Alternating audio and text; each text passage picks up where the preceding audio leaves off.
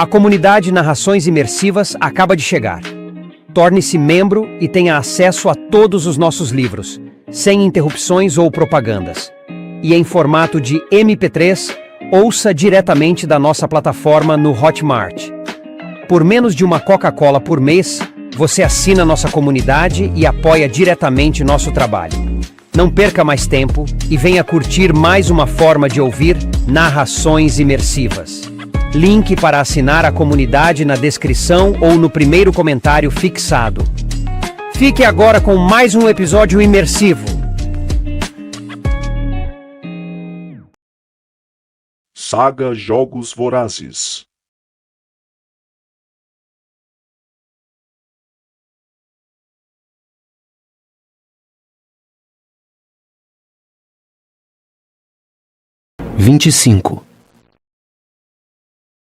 Sejanus se sobressaltou de uma forma que Coriolanos não pôde deixar de achar que envolvia culpa, e levantou-se rapidamente enquanto limpava a terra do uniforme.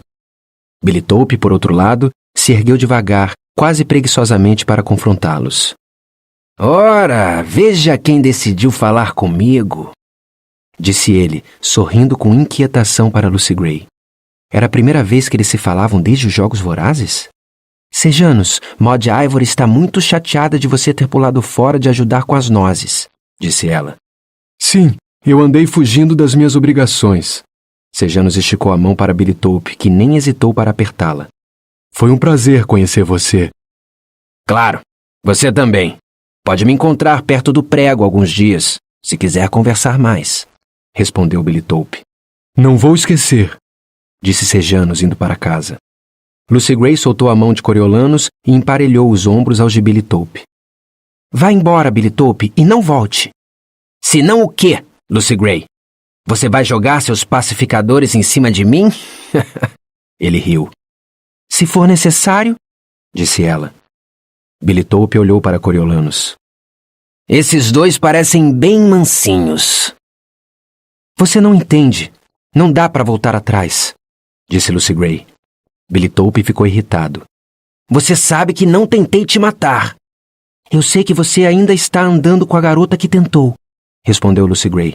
Soube que você se sente muito confortável na casa do prefeito. E quem foi que me mandou lá? Eu me pergunto. Fico doente de ver como você está manipulando as crianças. Pobre Lucy Gray, pobre ovelhinha, debochou ele. Elas não são burras. Querem que você vá embora também, disse ela com desprezo na voz. Billytope esticou a mão, segurou o pulso dela e a puxou para perto. E para onde exatamente eu devo ir? Antes que Coriolanos pudesse interferir, Lucy Gray enfiou os dentes na mão de Billytope, fazendo-o dar um gritinho e a soltar. Ele olhou de cara feia para Coriolanos, que tinha se aproximado dela de forma protetora. Você não me parece muito solitária. Esse é seu homem maravilhoso da capital? O que veio atrás de você até aqui? Ele tem algumas surpresas o esperando.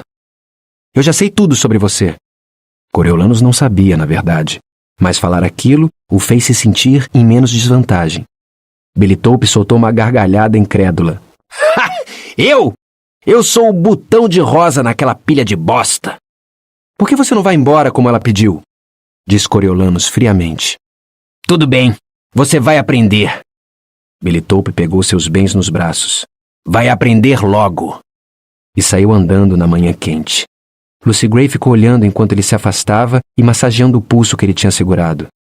Se você quiser fugir, a hora é agora. Eu não quero ir embora, disse Coriolanos, apesar de a conversa ter sido perturbadora. Ele é mentiroso e desprezível. É verdade que eu flerto com todo mundo, faz parte do meu trabalho. Mas o que ele está dando a entender não é verdade. Lucy Gray olhou pela janela. E se fosse? E se fosse isso, ou deixar Maud Ivory passar fome? Nenhum de nós teria deixado isso acontecer, custasse o que custasse. Só que ele tem regras diferentes para si mesmo e para mim. Como sempre. A mesma coisa que torna ele vítima, faz de mim um lixo. Isso trouxe de volta lembranças perturbadoras da conversa com Tigris, e Coriolanos mudou de assunto rapidamente. Ele está com a filha do prefeito agora? É assim que as coisas estão. Eu o mandei para lá para ganhar um dinheiro dando aulas de piano, e logo em seguida, o pai dela chamou meu nome na colheita, disse Lucy Gray. Não sei o que ela disse para ele, O prefeito ficaria furioso se soubesse que a filha anda com Billy Tope. Bom, eu sobrevivi à capital, mas não para voltar para mais do mesmo. Algo no jeito dela, na consternação intensa, convenceu Coriolanus. Ele tocou o braço dela. Faça uma vida nova, então. Lucy Gray entrelaçou os dedos nos dele. Uma vida nova. Com você. Mas havia uma nuvem pairando sobre ela. Coriolanus a cutucou de leve. A gente não tem que ordenhar uma cabra? O rosto dela relaxou. Temos. Ela o levou para dentro de casa, mas descobriu que Maud Ivory tinha levado os Sejanos lá para fora para ensiná-lo a tirar leite de Seamus. Ele não tinha como negar. Estava em maus lençóis por ter conversado com o inimigo. Disse Barbie Azur. Ela tirou uma panela de leite frio da geladeira velha, botou na mesa e deu uma examinada. Clerk Carmine pegou um pote de vidro de uma prateleira, com uma espécie de dispositivo em cima. Uma manivela presa na tampa parecia mover pequenas pás dentro do pote. — O que você está fazendo aí? Perguntou Coriolanus. — Trabalho de corno. Barbie Azur riu. — Tentando juntar nata suficiente para a gente poder fazer manteiga. Só que leite de cabra não separa como o de vaca. — E se a gente esperasse mais um dia? Perguntou Clerk Carmine. — Pode ser. Barbie Azur botou a panela na geladeira. Nós prometemos a Maud Ivory que íamos tentar. Ela é doida por manteiga. Tamamber fez o batedor para ela de aniversário. Acho que vamos ter que dar um jeito, disse Lucy Gray. Coriolanus mexeu na manivela. Então você... Teoricamente, quando temos nata suficiente, nós giramos a manivela e as pás batem até virar manteiga, explicou Lucy Gray. Bom, foi o que nos disseram, pelo menos. Parece trabalhoso. Coriolanus lembrou das belas e uniformes fatias de manteiga que ele comera no buffet no dia da colheita, sem parar para pensar um minuto de onde tinham vindo. É mesmo, mas vai valer a pena se funcionar. Maud Ivory não dorme direito desde que me levaram. Ela parece bem durante o dia, mas acorda gritando à noite, confidenciou Lucy Gray. Estou tentando dar uma alegrada nela. Barbie Azur coou o leite fresco que Sejanos e Maud Ivory levaram para dentro de casa e serviu em canecas, enquanto Lucy Gray dividia o pão. Coriolanus nunca tinha tomado leite de cabra, mas Sejanos estalou os lábios e disse que lembrava sua infância no Distrito 2. — Eu já fui ao Distrito 2? Perguntou Maud Ivory. — Não, querida. Fica no oeste. O bando ficava mais pelo leste, disse Barbie Azur. — Às vezes a gente ia para o norte, disse Tamamber, e Coriolanus se deu conta de que era a primeira vez que o ouvia falar. — Para qual distrito? Perguntou Coriolanus. — Para nenhum distrito, na verdade, disse Barbie Azur. Para qualquer lugar que a capital não desse importância. Coriolanus se sentiu constrangido por eles. Não existia lugar assim, pelo menos não mais. A capital controlava o mundo conhecido. Por um momento, ele imaginou um grupo de pessoas com pele de animais selvagens sobrevivendo como dava em uma caverna por aí. Ele achava que uma coisa assim podia acontecer, mas essa vida seria um degrau abaixo até dos distritos. Quase não seria humana. Todo mundo deve ter sido expulso, como nós, disse Clerk Carmine. Barbie Azur abriu um sorriso triste. Duvido que a gente saiba algum dia. Tem mais? Ainda estou com fome, reclamou Maud Ivory, mas o pão tinha acabado. Coma um pouco das nozes, disse Barbie Azur. A gente vai ter comida no casamento. Para a consternação de Coriolanus, o bando tinha um trabalho à tarde. Eles iam tocar num casamento na cidade. Ele tinha esperanças de ficar a sós com Lucy Gray outra vez para uma conversa mais profunda sobre Billy Tope. A história dela com ele e por que ele estaria desenhando um mapa da base na Terra. Mas tudo teria que esperar, porque o bando começou a se preparar para o show assim que a louça foi lavada. Desculpa ter que mandar você embora tão rápido, mas é assim que ganhamos nosso pão. Lucy Gray levou Coriolanus e Sejanos até a porta. A filha do açougueiro vai casar e nós temos que causar uma boa impressão. Vai ter gente com dinheiro para nos contratar lá. Vocês podem esperar e ir com a gente até lá, mas isso pode... fazer as pessoas começarem a fofocar?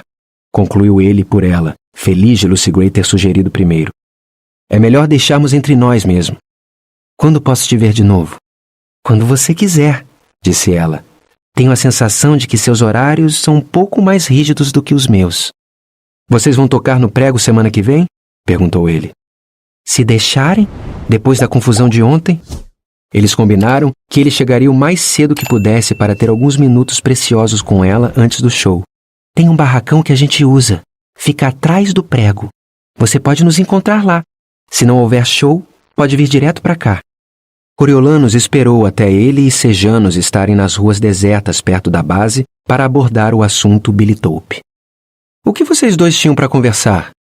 Nada. Disse Sejanus com desconforto. Só fofoca local. Que exigia um mapa da base? Sejanus parou na mesma hora. Você não deixa nada passar, né?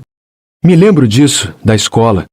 De ver você observando outras pessoas, fingindo que não estava fazendo nada e escolhendo com cuidado os momentos em que você falava alguma coisa. Estou falando agora, Sejanus. Por que você estava tendo uma conversa com ele com o mapa da base na Terra? O que ele é? Simpatizante dos rebeldes? Sejanus desviou o olhar e Coriolanus continuou. Que interesse ele pode ter na base da capital? Sejanus olhou para o chão por um minuto e falou. É a garota. Do enforcamento. A que prenderam outro dia. Liu. Ela está presa lá. E os rebeldes querem resgatá-la? Insistiu Coriolanus. Não. Só querem se comunicar com ela, saber se está bem. Coriolanus tentou controlar a raiva. E você disse que ajudaria? Não fiz nenhuma promessa. Mas se puder, se chegar perto da guarita, pode ser que consiga descobrir alguma coisa. A família dela está desesperada. Ah, que maravilha! Fantástico! Agora você é informante dos rebeldes. Coriolanus saiu andando. Achei que você ia deixar toda essa coisa de rebeldes para trás. Sejanus foi atrás dele. Não posso, tá? Faz parte de quem eu sou. E foi você que disse que eu poderia ajudar as pessoas dos distritos se aceitasse sair da arena. Acredito que falei que você podia lutar pelos tributos, querendo dizer que você talvez pudesse tentar obter condições mais humanas para eles, corrigiu Coriolanus. Condições humanas! Explodiu Sejanus. Eles são obrigados a matarem uns aos outros. E os tributos também são dos distritos, por isso não vejo distinção. É uma coisinha de nada, Cório, dar uma olhada numa garota. Obviamente não é, disse Coriolanus. Não para Billytope, pelo menos. Por que ele apagou o mapa tão rápido? Porque ele sabe o que está pedindo. Sabe que está fazendo de você um cúmplice. E você sabe o que acontece com cúmplices? Eu só achei... Não, Sejanus. Você não está raciocinando. E pior ainda, você está se juntando com gente que nem parece capaz de raciocinar direito. Billytope? Qual é o papel dele nisso? Dinheiro? Porque só de ouvir Lucy Gray falar, posso dizer que o bando não é rebelde, nem da capital. Eles estão determinados a se manterem fiéis à própria identidade, seja ela qual for. Não sei. Ele disse que estava pedindo por um amigo. Gaguejou Sejanus. Amigo? Coriolanus percebeu que estava gritando e baixou a voz a um sussurro. Amigo do velho Arlo? Que organizou as explosões nas minas? Que planejamento brilhante! Que resultado ele podia estar esperando? Eles não têm recursos, nada que os permitiria retomar a guerra. Enquanto isso, eles se voltam contra o próprio povo deles, porque como as pessoas do 12 vão comer sem as minas? Não é como se eles estivessem cheios de opções. Que tipo de estratégia foi aquela? Uma estratégia desesperada. Mas olha em volta. Sejanus segurou o braço dele e o obrigou a parar. Quanto tempo você acha que eles conseguem continuar assim? Coriolanus sentiu uma onda de ódio ao se lembrar da guerra, da destruição que os rebeldes causaram na vida dele. Ele soltou o braço. Eles perderam a guerra. Uma guerra que eles iniciaram. Eles correram esse risco. Esse é o preço. Sejanus olhou ao redor, como sem saber que direção tomar, e se sentou em um muro quebrado no caminho. Coriolanus teve a sensação desagradável de que estava assumindo o papel do velho Strabo Plint na infinita discussão a respeito da lealdade de Sejanus. Ele não tinha escolhido aquilo. Por outro lado, se Sejanus se rebelasse ali, não dava para saber como terminaria. Coriolanus se sentou ao lado dele. Olha, eu acho que as coisas vão melhorar. De verdade. Mas não assim. Quando melhorar, de modo geral, vai melhorar aqui. Mas não se continuarem explodindo as minas. Isso só aumenta a contagem de corpos. Sejanus assentiu e eles ficaram sentados no mesmo lugar enquanto algumas crianças maltrapilhas passavam, chutando uma lata velha pela rua. Você acha que cometi traição? Ainda não, disse Coriolanus com um meio sorriso. Sejanus arrancou umas ervas daninhas crescendo pelo muro. A doutora Gal acha. Meu pai foi falar com ela antes de procurar o reitor Highbottom e o comitê. Todo mundo sabe que quem manda é ela. Ele foi perguntar se eu poderia receber a chance que você teve de se alistar nos pacificadores. Achei que era automático, disse Coriolanus, quando se era expulso como eu. Era a esperança do meu pai. Mas ela disse, não confunda as ações dos garotos. Uma estratégia equivocada não se compara a um ato de traição de apoio aos rebeldes. A voz dele foi tomada de amargura. E depois disso apareceu um cheque no laboratório, para os bestantes dela. Deve ter sido o bilhete para o Distrito 12 mais caro da história. Coriolanus soltou um assobio baixo. Um ginásio e um laboratório? Pode dizer o que quiser, mas eu fiz mais pela reconstrução da capital do que o próprio presidente. Brincou Sejanus sem muito ânimo. Você está certo, Coriolanus. Eu fui burro, de novo. E vou tomar mais cuidado no futuro, seja lá o que estiver esperando por nós. Acho que vai ser mortadela frita. Bom, pode ir na frente, disse Sejanus, e eles continuaram a caminhada até a base. Os companheiros de quarto estavam saindo da cama quando eles voltaram. Sejanus levou o poste para se exercitar, e Sorriso e Mosquitinho foram ver o que estava acontecendo na sala de recreação. Coriolanus planejava usar as horas até o jantar para estudar para a prova de candidatura oficial, mas sua conversa com Sejanus tinha plantado uma ideia na cabeça dele. Cresceu rapidamente até apagar todo o resto. A doutora Gal o defendera. Bom, defender era uma palavra forte, mas tinha feito questão de deixar claro para Strabo Plint que Coriolanus era de uma classe totalmente diferente do seu filho delinquente. O crime de Coriolanus fora só uma estratégia equivocada, o que não parecia ser crime nenhum. Talvez ela não o tivesse banido completamente. Ela pareceu se dedicar à educação dele durante os jogos, tratá-lo diferente. Valeria a pena escrever para ela agora, só para... Bom, ele não sabia o que esperava obter. Mas quem sabia, mais para o futuro, quando ele talvez fosse um oficial de certa importância, se os caminhos deles não se cruzariam de novo? Não faria mal nenhum escrever para ela. Já tinham tirado tudo o que ele valorizava. O pior que ela poderia fazer seria ignorá-lo. Coriolanus mordeu a caneta enquanto tentava organizar os pensamentos. Deveria começar com um pedido de desculpas? Por quê? Ela saberia que ele não lamentava ter tentado ganhar, só ter sido pego. Era melhor pular o pedido de desculpas. Ele podia contar sobre a vida na base, mas parecia mundano demais. As conversas deles tinham sido no mínimo engrandecedoras. Uma lição contínua, exclusivamente para o bem dele. De repente, ele se deu conta. O que devia fazer era continuar a lição. Onde eles tinham parado? Na redação sobre caos, controle e... Qual era a terceira coisa? Ele sempre tinha dificuldade de lembrar. Sim, contrato. A que precisava do poder da capital. E assim ele começou. Prezada doutora Gal, aconteceu muita coisa desde a nossa última conversa, mas todos os dias ela me ajuda. O Distrito 12 oferece um palco excelente para observar a batalha entre o caos e o controle acontecer, e como pacificador, tem um lugar na primeira fila. Ele decidiu discutir as coisas que testemunhara desde que havia chegado.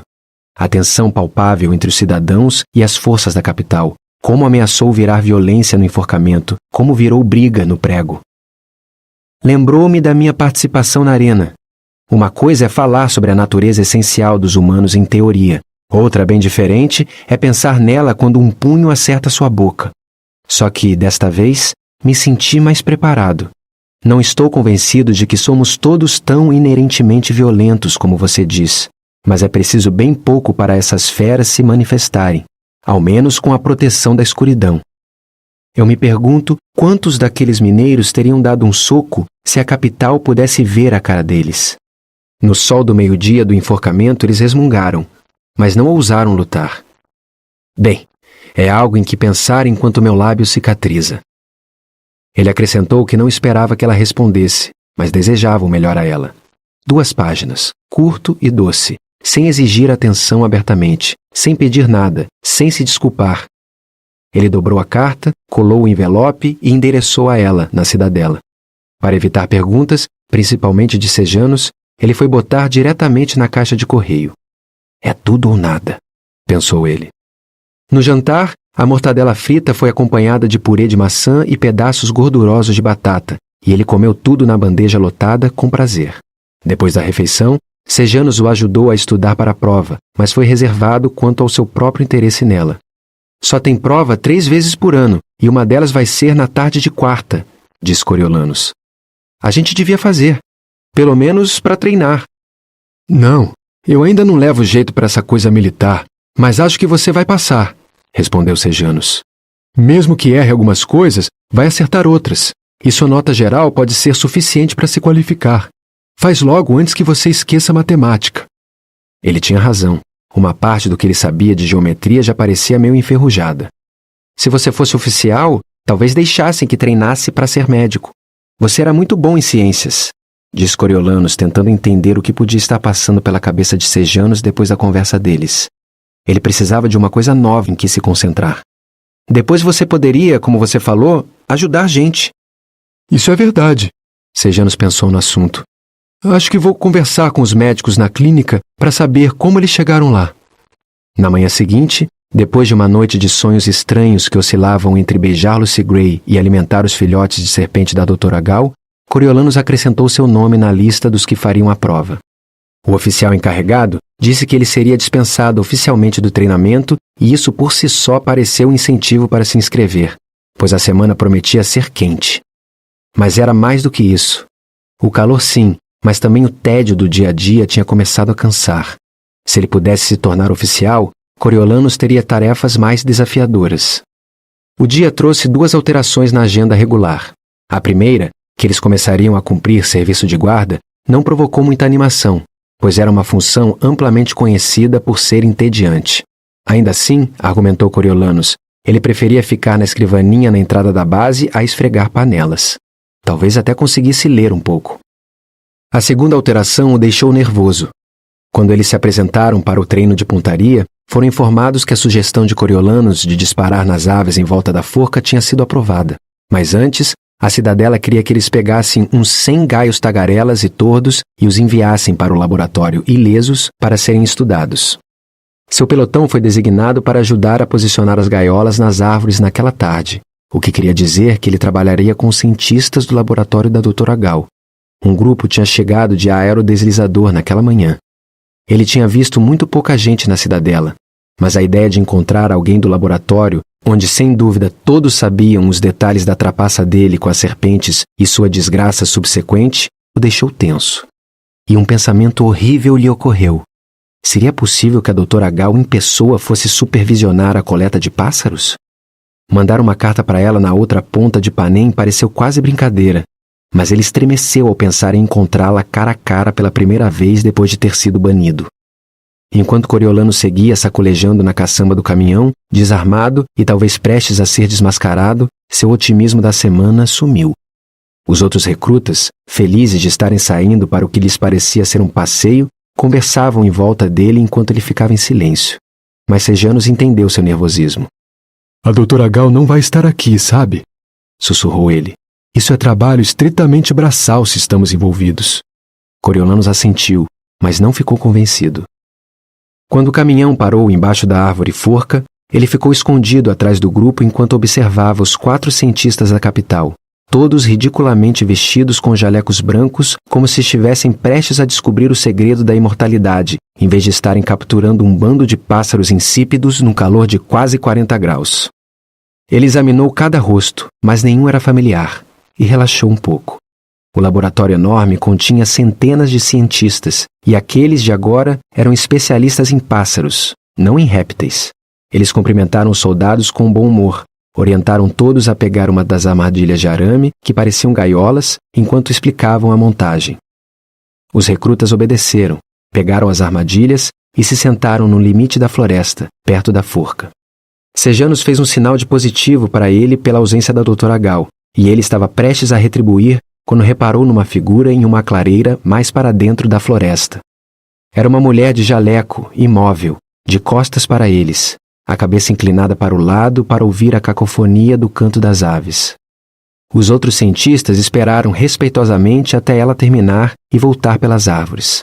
Quando ela empurrou um galho para o lado, Coriolanus teve uma visão clara do rosto, que poderia ser fácil de esquecer se não fossem os óculos cor-de-rosa grandes no nariz. Ele a reconheceu na mesma hora. Foi ela quem o repreendeu por perturbar os pássaros quando ele saiu correndo para tentar fugir do laboratório, depois de ver Clemência desabar em um arco-íris de pus. A pergunta era: a mulher se lembraria dele? Ele se encolheu atrás de Sorriso e ficou fascinado de repente com a armadilha que estava segurando.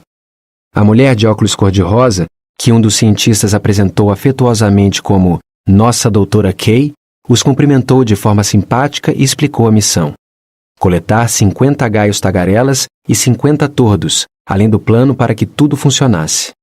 Eles tinham que ajudar a encher a floresta com armadilhas, que receberiam iscas de comida, água e pássaros de mentira para atrair a presa. As armadilhas ficariam abertas por 2 dias, para que os pássaros tivessem a liberdade de entrar e sair. Na quarta-feira, eles voltariam, trocariam as iscas e montariam as armadilhas de forma a capturar os pássaros. Ansiosos para agradar, os recrutas se dividiram em 5 grupos de 4, e cada um seguiu um dos cientistas para uma parte diferente da floresta. Coriolanus foi para o grupo com o homem que tinha apresentado a doutora Kay e se escondeu na folhagem assim que foi possível. Além das armadilhas, eles carregavam mochilas contendo vários tipos de isca. Andaram 100 metros até chegarem a uma marca vermelha em um dos troncos, indicando o marco 0 deles. Sob a orientação do cientista, eles se espalharam de forma concêntrica a partir daquele ponto, trabalhando em duplas para botar iscas nas armadilhas e posicioná-las no alto das árvores. Coriolanus formou par com o Mosquitinho, que acabou se revelando um mestre de subir em árvores, por ter sido criado no Distrito 11, onde as crianças ajudavam a cuidar dos pomares. Eles passaram 2 horas suadas e produtivas trabalhando, com Coriolanus preparando as iscas e Mosquitinho pendurando as armadilhas nos galhos. Quando todos se reuniram de novo, Coriolanus se abaixou, se sentou na caçamba do caminhão e ficou examinando as múltiplas picadas de insetos até eles estarem a uma certa distância da doutora Kay. Ela não prestou nenhuma atenção nele. Não seja paranoico, pensou. Ela não se lembra de você.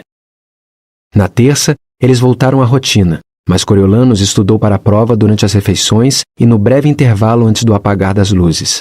Ele estava doido para reencontrar Lucy Gray, e ela continuava invadindo seus pensamentos. Mas ele se esforçou para afastá-la, prometendo a si mesmo que poderia se entregar às fantasias quando a prova passasse. Na quarta, ele aguentou os exercícios da manhã, ficou sentado sozinho no almoço com o manual para uma revisão final e foi para a sala de aula onde eles tinham aulas táticas. 2 outros pacificadores tinham se inscrito, um com 20 e tantos anos, que alegava já ter feito a prova 5 vezes, e outro que devia ter quase 50 anos, o que pareceu velhíssimo para uma mudança de vida. Fazer provas estava entre os maiores talentos de Coriolanus, e ele sentiu aquela onda familiar de empolgação quando abriu a capa do teste. Ele adorava o desafio, e sua natureza obsessiva se traduzia em imersão quase instantânea na pista mental de obstáculos. 3 horas depois, encharcado de suor, exausto e feliz, ele entregou o caderno de provas e foi ao refeitório pegar gelo. Ele se sentou na faixa de sombra que o quartel oferecia enquanto deslizava cubos de gelo pelo corpo e repassava as questões em pensamento.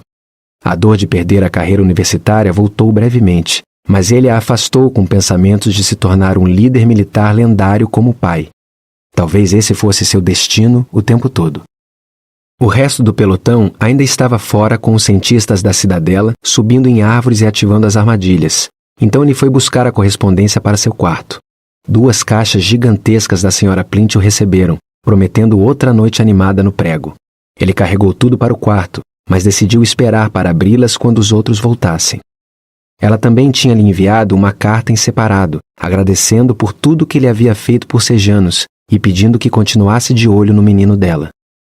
Coriolanus botou a carta de lado e suspirou ao pensar em ser guardião de Sejanus. Fugir da capital podia ter aliviado o tormento de Sejanus temporariamente, mas ele já tinha ficado agitado por causa dos rebeldes, conspirado com Billy Taupe, sofrido por causa da garota presa. Quanto tempo levaria para que ele fizesse alguma outra coisa, tipo entrar na arena? Aí, mais uma vez, as pessoas procurariam Coriolanus para tirá-lo da confusão. A questão era que ele não acreditava que Sejanus mudaria. Talvez fosse incapaz, mas, mais importante, Sejanus não queria mudar. Ele já tinha rejeitado o que a vida de pacificador oferecia, fingindo que não conseguia atirar, se recusando a fazer a prova para oficial, deixando claro que não desejava se destacar em nome da capital. O Distrito 2 sempre seria seu lar. As pessoas do distrito sempre seriam sua família. Os rebeldes do distrito sempre teriam uma causa justa pela qual lutar, e seria o dever moral de Sejanos ajudá-los. Uma sensação de ameaça cresceu em Coriolanos. Tinha tentado ignorar o comportamento errôneo de Sejanos na capital, mas ali era diferente. Ali ele era visto como adulto, e as consequências das ações dele podiam significar vida ou morte. Se ele ajudasse os rebeldes, poderia se ver na frente de um pelotão de fuzilamento. O que estava passando na cabeça de Sejanos? Em um impulso, Coriolanos abriu o armário de Sejanos, tirou a caixa dele e colocou o conteúdo no chão com cuidado. Ali havia uma pilha de recordações, um pacote de chiclete e 3 frascos de remédio receitados por um médico da capital. 2 pareciam ser comprimidos para dormir, e o terceiro era um frasco de morfináceo com um conta-gotas embutido na tampa, bem parecido com o que ele viu o reitor Highbottom usar em várias ocasiões. Ele sabia que Sejanos tinha sido medicado no colapso nervoso. A mãe dele tinha lhe contado isso. Mas por que ele levou os remédios? A senhora Plint os teria incluído por precaução? Ele mexeu no resto do conteúdo. Um pedaço de pano, papel de carta, canetas, um pequeno fragmento de mármore entalhado grosseiramente no que poderia ser um coração e uma pilha de fotos. Os Plint tiravam retratos anuais e ele identificou o crescimento de Sejanos de bebê até o ano anterior. Todas as fotos eram da família, exceto uma foto antiga de um grupo de crianças na escola. Coriolanos achou que era da turma deles, mas ninguém era familiar, e muitas crianças estavam vestidas com roupas velhas que não cabiam direito. Ele viu Sejanos com um terno bonito, sorrindo pensativamente na segunda fila. Atrás dele estava um garoto que ele achou que parecia bem mais velho, mas ao examinar melhor, as peças se encaixaram. Era Marcos, em uma foto escolar do último ano de Sejanos no Distrito 2. Não havia registro dos colegas da escola da capital, nem mesmo de Coriolanos. Por algum motivo, aquilo pareceu a maior confirmação de onde estava a lealdade de Sejanos. No fundo da pilha, ele encontrou uma moldura grossa de prata com o diploma de Sejanos. Quem diria? Tinha sido tirado da pasta de couro e transferido para uma moldura, como se para ser exibido. Mas por quê? Sejanos não o penduraria na parede nem em 1 milhão de anos, mesmo que tivesse uma parede em que pendurar. Coriolanos passou o dedo na moldura, acompanhando o metal decorado, e o virou. A placa de apoio pareceu meio torta, e a pontinha de um papel verde bem clarinho aparecia na lateral. Isso não é só papel, pensou ele, e empurrou os prendedores para soltar o painel. Quando se soltou, uma pilha de cédulas novas caiu no chão. Dinheiro. E muito. Por que Sejanos levaria tanto dinheiro para sua nova vida como pacificador? Teria a mãe dele insistido? Não a senhora Plint. Ela parecia achar que o dinheiro era a raiz de toda a infelicidade deles. Estrabo, então? Pensando que, o que quer que o filho encontrasse pela frente, o dinheiro o protegeria do mal? Possivelmente, mas Estrabo costumava lidar com os pagamentos ele mesmo. Era algo que Sejanos tinha feito por sua própria conta, sem os pais saberem? Isso era preocupante. Seria uma vida de mesadas cuidadosamente guardadas para um momento de necessidade? Tirada do banco um dia antes da partida e escondida na moldura do diploma? Sejanos sempre reclamou do hábito do pai de usar dinheiro para se livrar dos problemas, mas isso estaria entranhado nele desde o nascimento? O método Plint de resolver problemas, passado de pai para filho. De mau gosto, mas eficiente. Coriolanos pegou o dinheiro, fez uma pilha organizada e mexeu nas notas. Havia centenas, milhares de dólares ali. Mas de que serviriam no Distrito 12, onde não havia nada a comprar? Nada, pelo menos que o salário de um pacificador não cobrisse. A maioria dos recrutas enviava metade do pagamento para casa, pois a capital providenciava quase tudo o que eles precisavam, exceto o papel de carta e as noites no prego. O prego tinha um mercado clandestino, mas ele não tinha visto muita coisa que tentasse um pacificador além das bebidas. Eles não precisavam de coelhos mortos, nem de cadarços ou de sopa caseira. E mesmo que precisassem, eram coisas fáceis de comprar.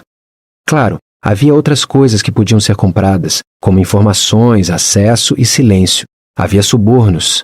Havia poder. Coriolanus ouviu as vozes do pelotão voltando, escondeu rapidamente o dinheiro na moldura, tomando cuidado de deixar uma pontinha verde visível. Rearrumou a caixa e a colocou no armário de Sejanus. Quando os companheiros entraram, ele estava atrás das caixas da Sra. Plint com os braços abertos, com um sorriso enorme. Quem está livre no sábado? Enquanto Sorriso, Poste e Mosquitinho abriam as caixas e viam os tesouros dentro, Sejanus ficou sentado na cama, olhando com expressão divertida. Coriolanus se apoiou na cama acima da dele. Temos que agradecer pela sua mãe, senão estaremos todos duros. É, sem 1 centavo sequer, concordou Sejanus. A única coisa que Coriolanus nunca questionara tinha sido a honestidade de Sejanus. Ele até preferiria que ele fosse um pouco menos honesto, mas aquilo era uma mentira deslavada, dita com a mesma naturalidade da verdade, o que queria dizer que tudo o que ele dissesse a partir de agora seria suspeito.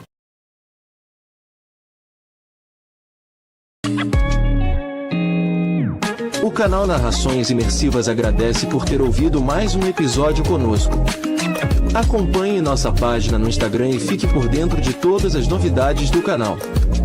E se você vê valor nesse projeto, considere apoiá-lo. Faça parte da nossa comunidade no Hotmart.